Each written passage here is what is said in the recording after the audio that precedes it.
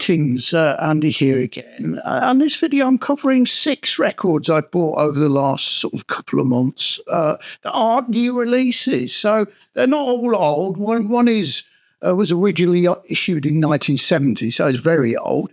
But most of them are, in the last 20 years, should we say, 20 this century, most of them. But they're all quite interesting. They're very varied. There's a couple here which I picked up somewhat randomly in an online sale. I thought, oh, they're good and interesting. I'll get those. One I picked up from watching a Rob Walker video recently, which tickled my fancy, and it's fascinating.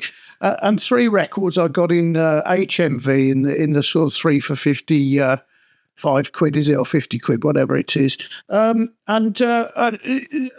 again, a good mix. So let me whiz through these. I'm not going to do samples on them. Most are sort of relatively well known.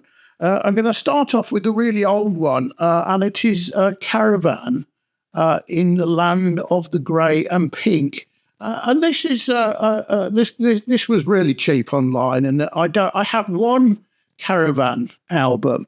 Now, I've got to be careful how I say this because I usually get it wrong, but the album is called Cunning Stunts. Yeah. And it's okay. I'm not I've never been absolutely wild about the Canterbury scene of prog, but, I quite like Caravan, and this is their classic album, their 3rd album, as I say, released in 1970. And actually, funnily enough, this is an unofficial release. So it's not a bootleg, obviously. It's a double, and the original album, of course, was a single album, and with 4 tracks on side 1, and then an epic sort of long multi-part track on side 2. Really enjoyed listening to it. But the second album has got some sort of like additional recordings which were done mostly in 1970. One was January 71, which I don't think have been released on albums before, and they're okay. So essentially this is sort of helping to fill a Canterbury-sized hole in my prog collection, and it's beautifully done. It was issued in France, of all places, and lovely packaging. Appropriately, it's in a pink and grey. I didn't say what it was. It's in the Land of Grey and Pink, their classic album, and it's in a very grey and pink splatter. And it's a beautiful pressing. It's really, really clear and on solid, and I'm enjoying listening to it. The second one was fascinating, and in some ways is possibly my favourite. Ish of this little set. And I got it at the same time, same place as the Caravan one. Again, it was really cheap on an online sale. And this is an official bootleg. And you can see, as if you know King Gizzard and the Lizard Wizard, then you'll recognise the album art. This is called Teenage Gizzard, and effectively it's a bootleg, as I say, an official bootleg, and Gizzard have lots of those, mostly live, but this is studio, I believe. And basically it's 10 tracks which date from their very early days. Now, I don't know whether there's an element, I don't know whether these tracks appeared on different albums or just they were just recorded tracks which never quite made it. It's really nice, King Gizzard. It's Aussie psych at its best, and as I say, these date from their early days. Hence that it's a nice packaging. Again, really well mastered and pressed. It's got a proper Obi strip, and I think it was originally an Australian release, but you would imagine. And very fascinating it is too. And again, this one is very nice, heavyweight on the sort of, I don't know, gold, greeny, goldy, blacky, sort of smoky, swirly things. And it came in a polyline sleeve, which is good.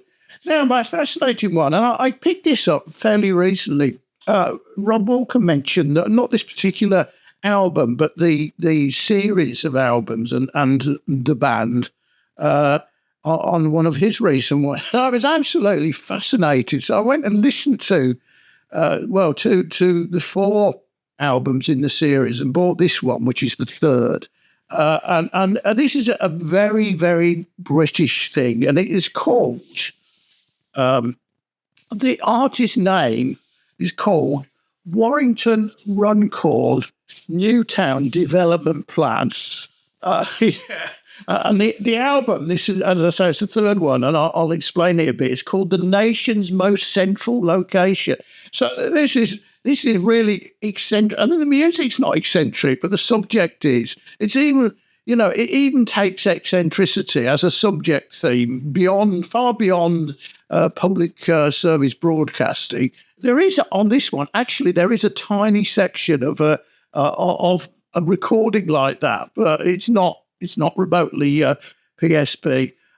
So who the hell are they, and what's it all about? Well, the artist behind this is one Gordon Fox-Chapman. Is it Fox-Chapman or Chapman Fox? Fox-Chapman, I think.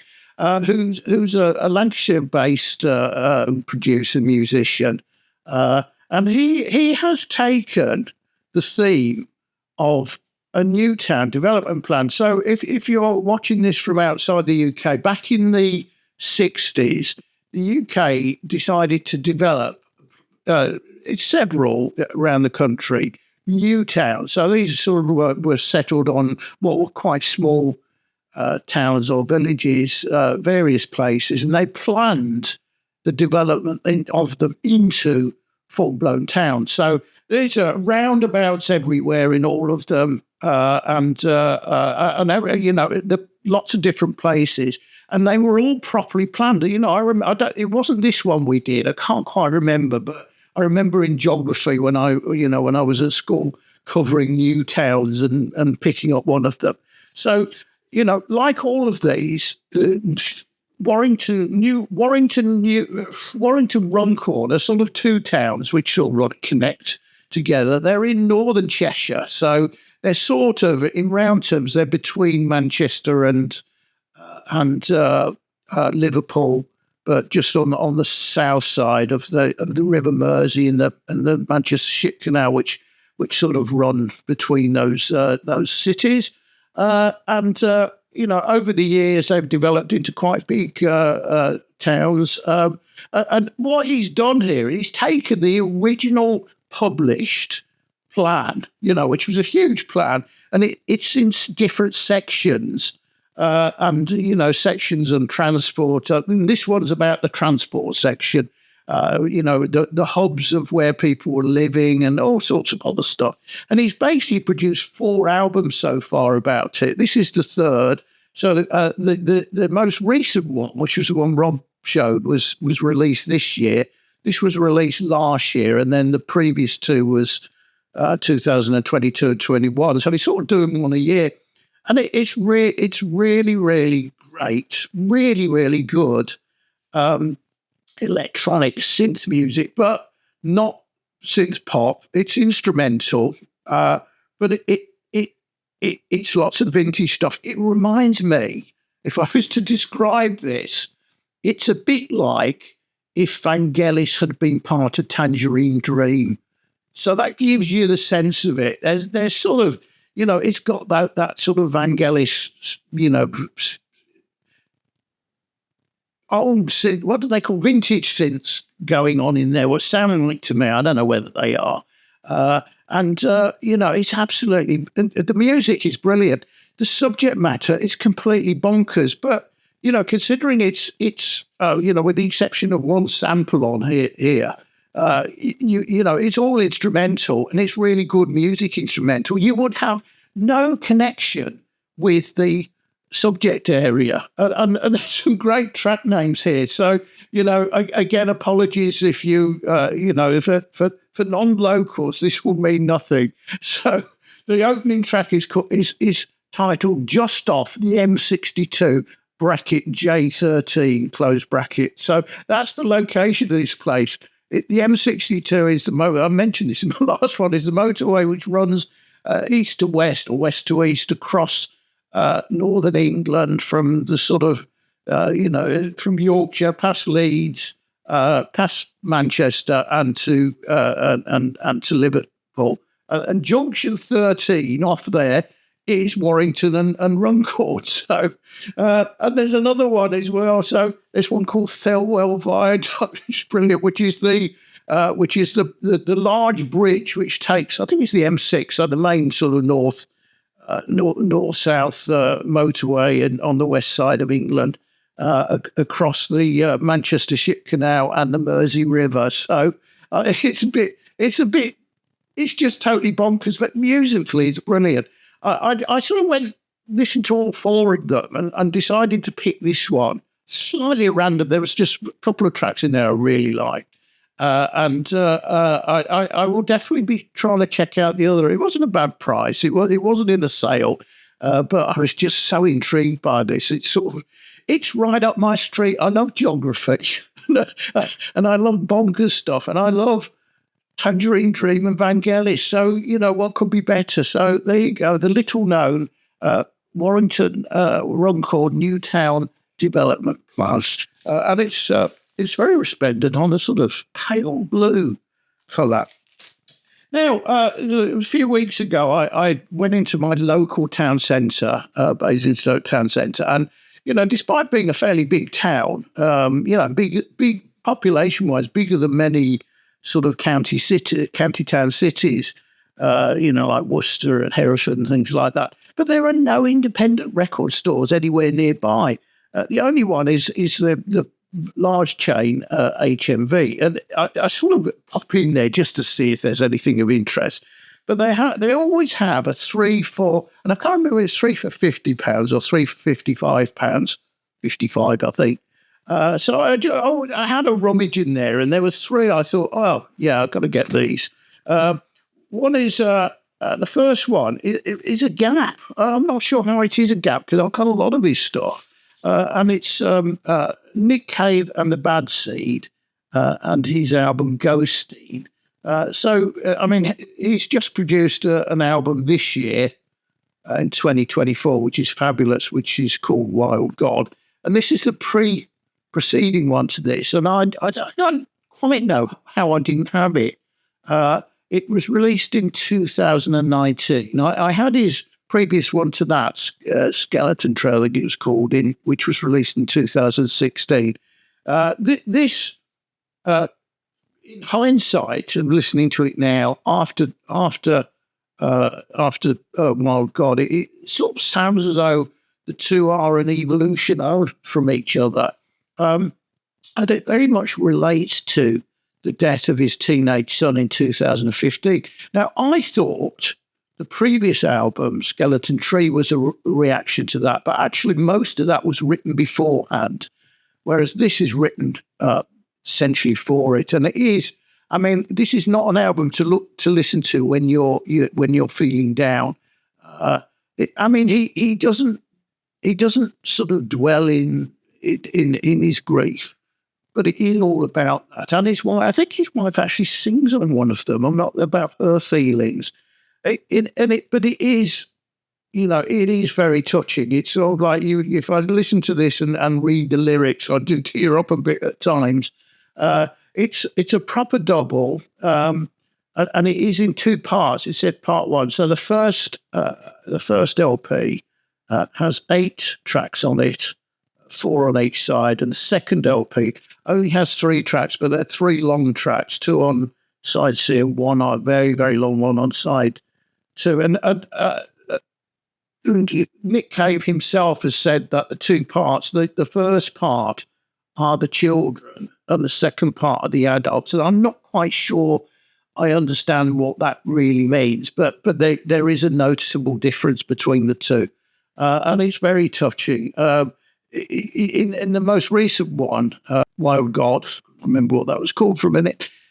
He's still on that, but it's much more uplifting than maybe this one is. But it's a wonderful album all the same, and I'm not sure quite how I missed it first time. I knew it was out, but I just didn't get it for some reason. So That's Ghosteen of Nick Cave and the Bad Seeds double. Next one is an album I've actually got, but I've only got it as an MP3 download, and it came out in, I think it was 2016 or maybe 17, I can't remember. And it's a debut album from Phoebe Bridgers, and it's called Strangers in the Alps. And I listened to this a lot. It's one of those albums, a digital one I have in the car, and it plays, it comes round quite often, and individual tracks if I'm shuffling, and every now and then the album. And it is, I mean, Phoebe Bridgers, Los Angeles-based, I think, singer-songwriter, and she's got a lovely voice, beautifully written songs. There are 5 songs, like 11 songs, 5 on side 1 and 6 on side 2. This is certainly one of my favourite female singer-songwriter albums of the last decade, and possibly the number one. It's that good. It's either 1, 2, 3 of that period. So, and I'd only got it as MP3 and download. So I'm not talking streaming, but I own the record as a digital record. So it was nice to get this as a proper one. It's beautifully done.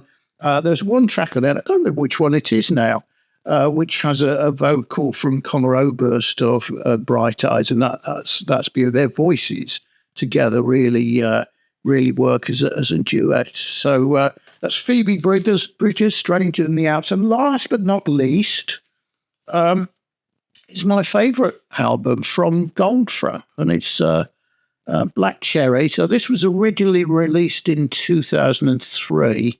I think maybe they released some promos in 2002, but it actually came out, the public release came out early 2003. And at the time I bought it on CD. So I do play it quite often on CD. I've digitised it now. So it was nice to see this. And it's, Goldfrapp, it's moving from that sort of folky to slightly, if I say disco is really a misnomer because he's not remotely, but she's starting to get much more sort of funky, but she's still got that beautiful voice, and the sort of music and the writing is fabulous, and it's got the track Black Cherry on it, and on side 3 it's got her really probably biggest single, Strip Machine, and fabulous album. And this one is actually coloured, and it's in purple. So there you go. That's 6 albums I bought, which aren't new releases. So most of them are relatively recent. In the scheme of things, relatively recent. But it's nice to get the Caravan album, and I am enjoying that. As I say, not my favourite prog, but a nice record all the same. And I will be going and trying out some more of those Warrington Newtown development plan records, because they're brilliant. Because I love Vangelis, and I love Tangerine Dream, and it just reminds me of those, even though it's not exactly those. It just reminds me of them. So there you go. Thanks for watching. Cheers.